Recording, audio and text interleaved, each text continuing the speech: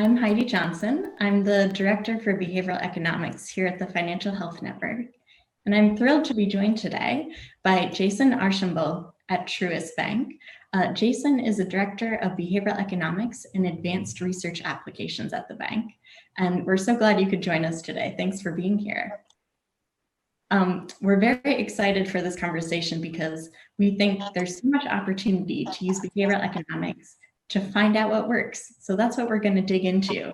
And Jason, to start us off, I'd like to take us back to the beginning for you when you were working in at SunTrust. It was at the marketing strategy group. You were learning about behavioral economics there and saw a need that it could fill. Can you tell us about that need and why behavioral economics was going to be helpful in addressing it?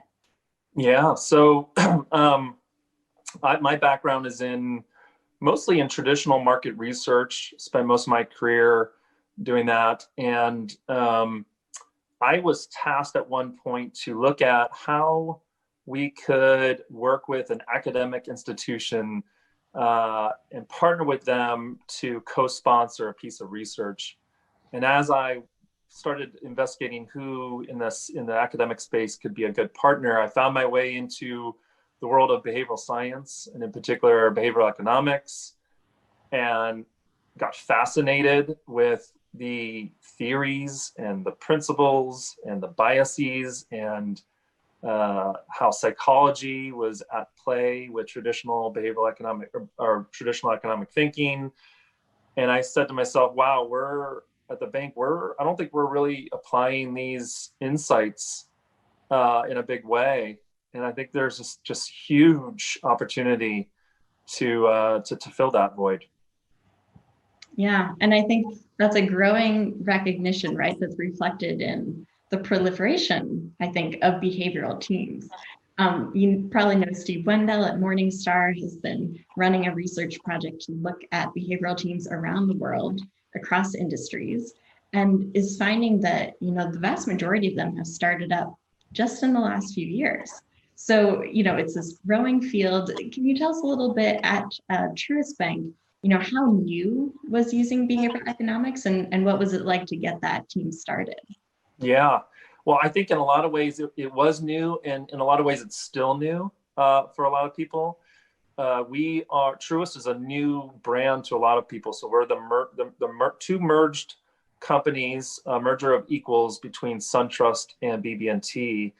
And even at SunTrust, it was a new thing. And now that we're merged with BB&T, the folks that came from BB&T, it's pretty new.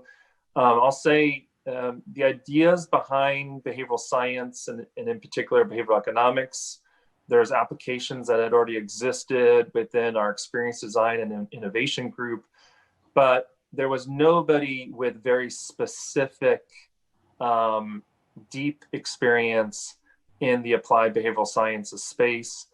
And so a lot of the work that I had to do was evangelize the science in a lot of ways, and do a lot of teaching of what behavioral economics is and the psychology of money.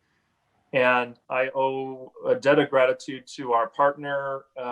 We're a sponsor of the Duke Center for Advanced Hindsight, which is a nonprofit lab there in Durham led by Dan Ariely. And half of their lab is focused on financial well-being and focusing applied behavioral economics towards financial well-being. So I really got ramped up, almost like a on-the-job master's degree with Dan and the lab, and was able to leverage all those insights and start evangelizing within the bank. What an opportunity to be working with that group. And I want to dig back into that partnership a little bit later when we talk as well. But circling back to kind of launch of this role and bringing this work into Truist, what was the mandate for this position, kind of creating a consolidated focus on behavioral economics within the bank? Yeah, what's interesting is I don't know if mandate's the right word. I didn't really have any mandate, which was wonderful. I did have, and I still continue to have, a pretty long leash as far as how to form our application of behavioral economics within the bank. And I think if I were to say what was the mandate, it was go leverage behavioral economics for good, leverage it to align with our purpose, make sure that you are looking at the best interests of our clients, and help those most in need, getting the right resources, information, products.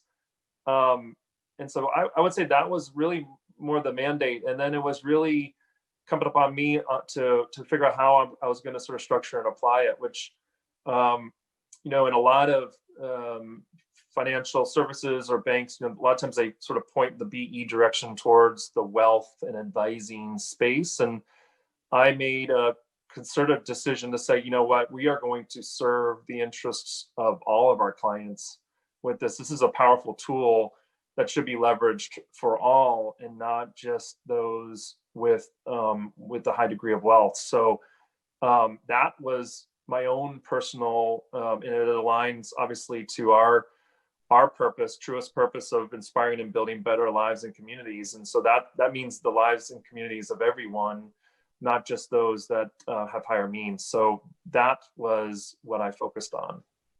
It's fantastic, very mission aligned, which is really good to see.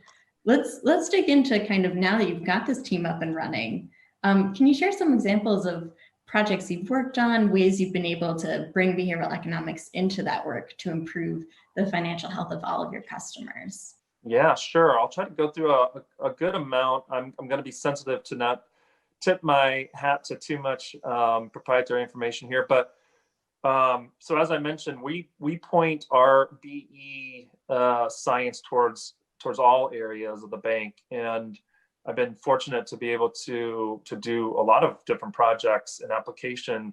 Some of the, for lack of a better way to say, some of the easier applications is within our marketing group. When it comes to applied behavioral economics, you ideally want to go in with a theory of what you think is going to help the client and the behavior that we're trying to encourage, or the decisions we're helping them to make.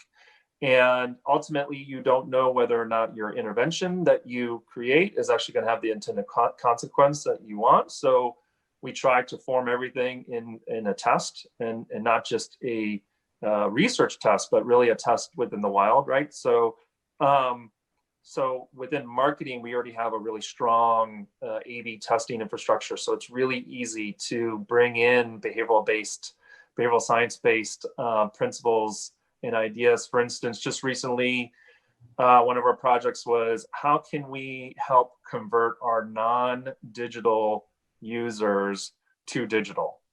So we still have a good portion of people who are not using mobile apps. They're not use our mobile app. They're not use our online banking. And even in this day and age, with COVID, you would imagine there's an increase, and there has been, but there's still quite a bit of people.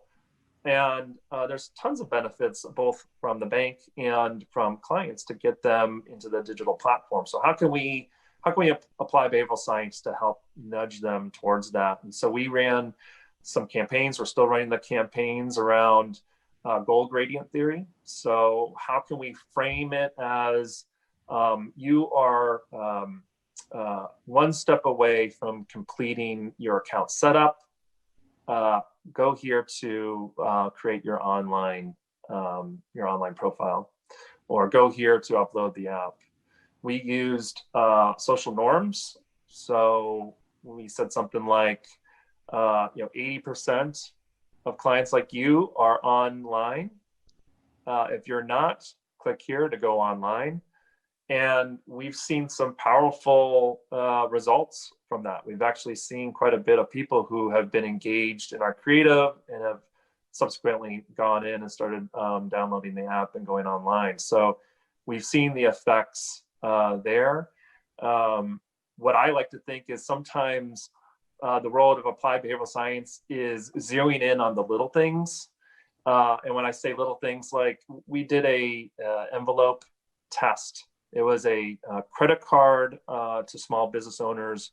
We were incenting them $300 to open and use the credit card.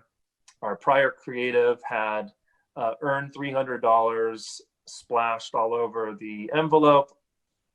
And we decided to pivot, and we said, you know what, we're going to minimize the creative on it. It's going to be just a plain white envelope. We're going to say something like, you could be missing out. Look inside. So we played off the whole idea of loss aversion.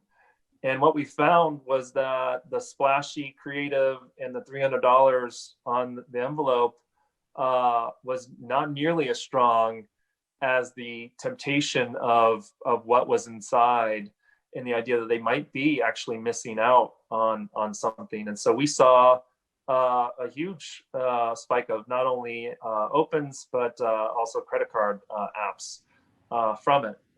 So that's just a small change to the creative actually had some big impacts to us. We're working on, sorry, should I keep going on these examples? Please. Okay. Hopefully I don't get my hand slapped later.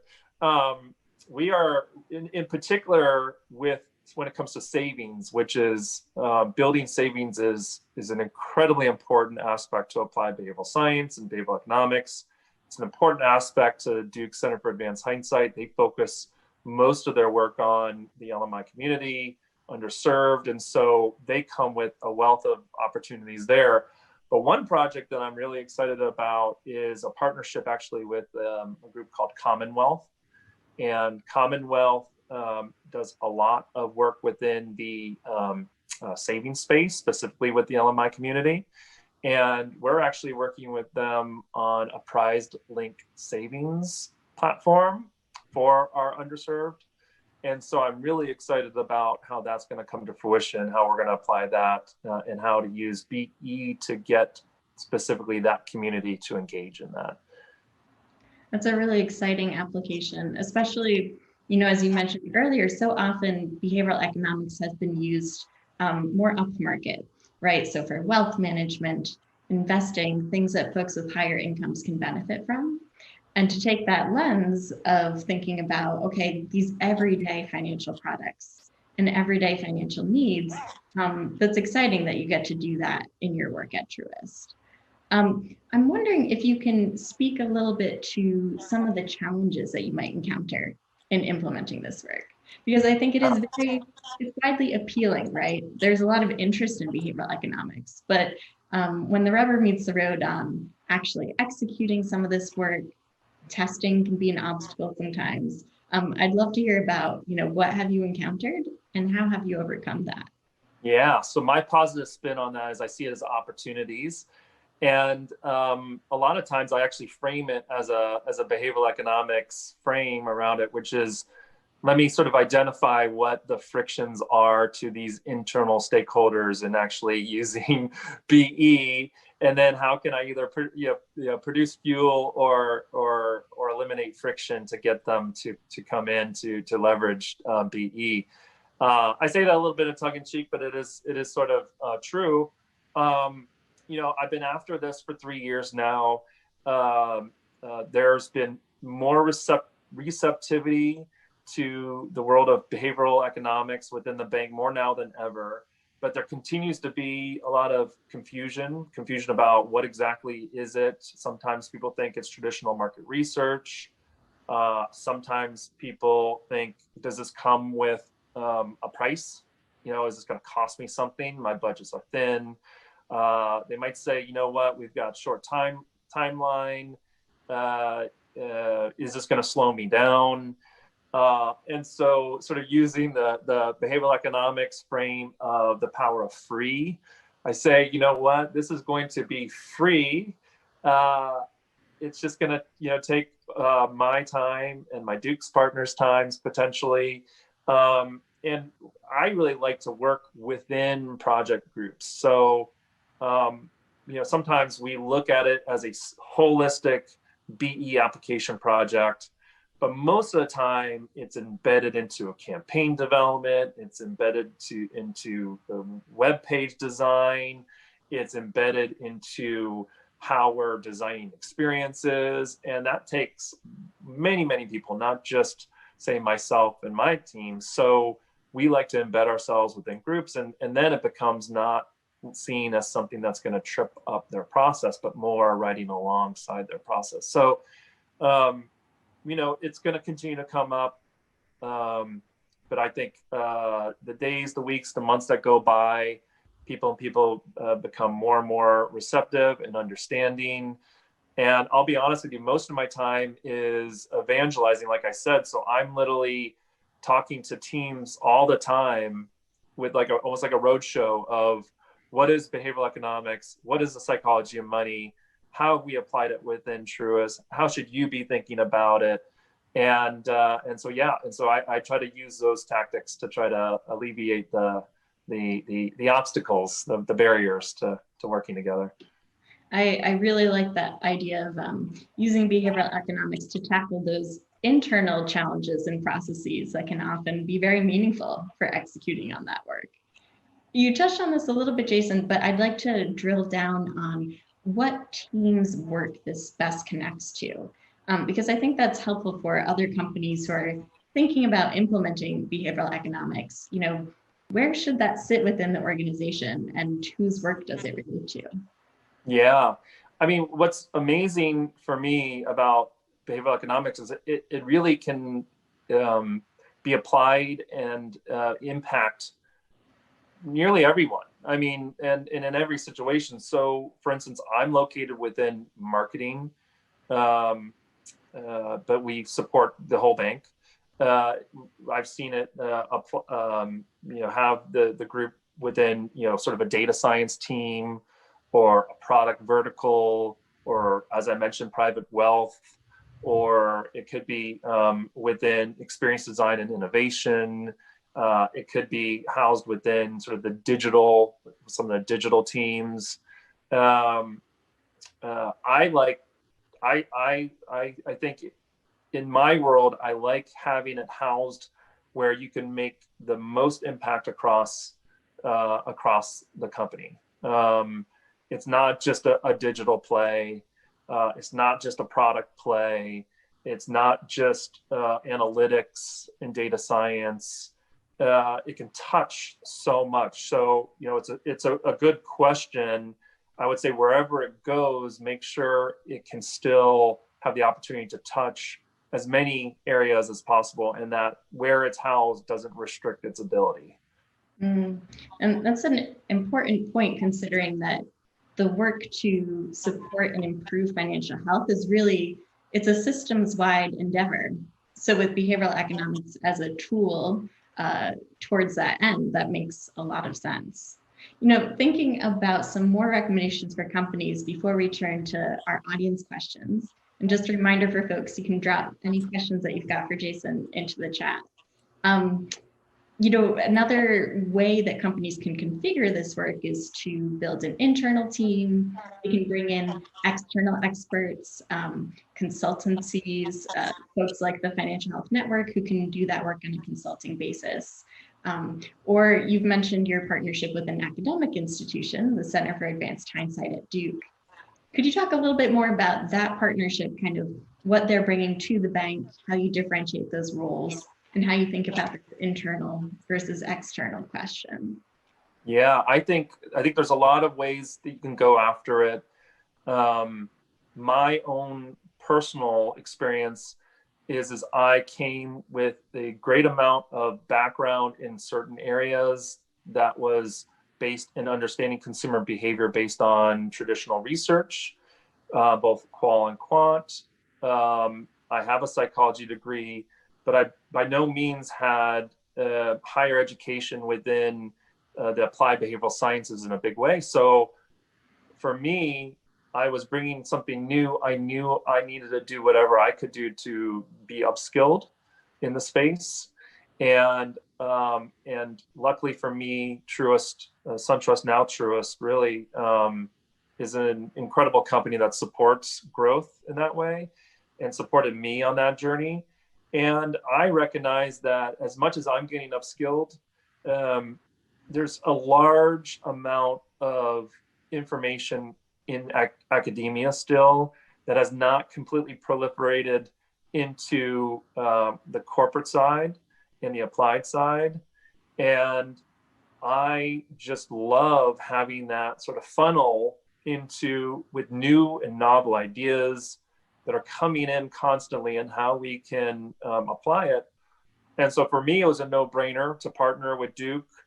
I think the value of partnering with a company like Financial Health Network is of great value in this space as well. But there's a lot of PhDs also, and a lot of master's degrees, and a lot of people that might want to make that change from academia to corporate that could easily be brought in to start a nudge unit or a behavioral science team. And it's just a matter of what's the vision and how do you want to grow it, either organically or bring it in. I can only speak to the way I was brought into it, and for me, it's working incredibly well. Yeah, absolutely. Well, and in thinking about configuring those teams, I think another key piece to put in place is what's the business case? What's the return on investment, right? And from that perspective, what's the best way to go about it? You alluded earlier to the draw of these kind of small changes that you can make that have these large impacts later. Can you talk a little bit more about that and kind of the connection that you make in your in the evangelizing that you're doing internally? Yeah, well, I mean, I'm sure people probably are putting two and two together, but you need to test, obviously, and I said that earlier. You absolutely have to test. You have to have the key KPIs that are going to come with it at the end. And in the beginning, small wins, right? You get small wins to show the power that it has on those KPIs. And once you start, it almost becomes sort of a snowball effect where people say, I want more of that, because what you're giving me is some actual real return on investment. And I'm not just talking about profit for the company. I'm talking about a balance of both purpose and profit. Good for our clients, good for the bank, and it's those KPIs in the end that are showing that. And so, my support from my executive team has just grown, and they see the power of it. And so you have to put in place the measurements, the testing, the experimentation, the key KPIs. Show that as part of your evangelizing internally. And then hopefully you'll see the snowball effect from there where people are just going to want more and more of it. And that's exactly what's happened with SunTrust, now Truist. Yeah, it's a great case to be made. Before we turn to a few audience questions that have come in, I just want to think ahead a little bit and learn about what you're working on next. What's kind of coming up that you're excited about?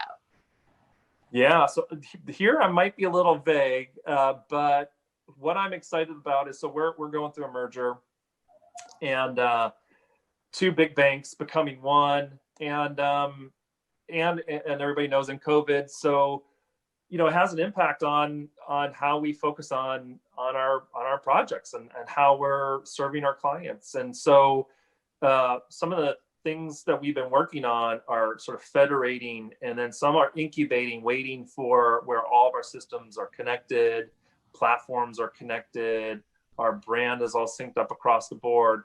But what I am excited about, there's some things that we're working on centered around those that are that have taken on the loan deferments, and how can we work with those clients to get them back into the payment cycle, but do it with the most empathy that we can and the most flexibility of understanding their potential situation and the difficulties that they may or may not have in getting back into payments.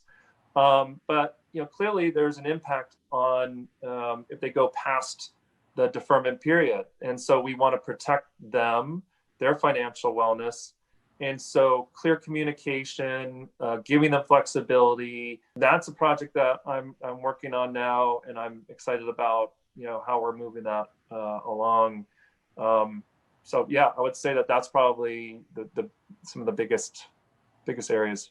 All the time we've got for this session, but Jason, I want to thank you so much for joining us. It's been great to speak with you. Yeah, this has been a pleasure. Thank you so much. Thanks so much. And next up, we're going to have a case study from the company Even, where we're going to learn about how they leverage their testing culture to solve big problems and to improve their product.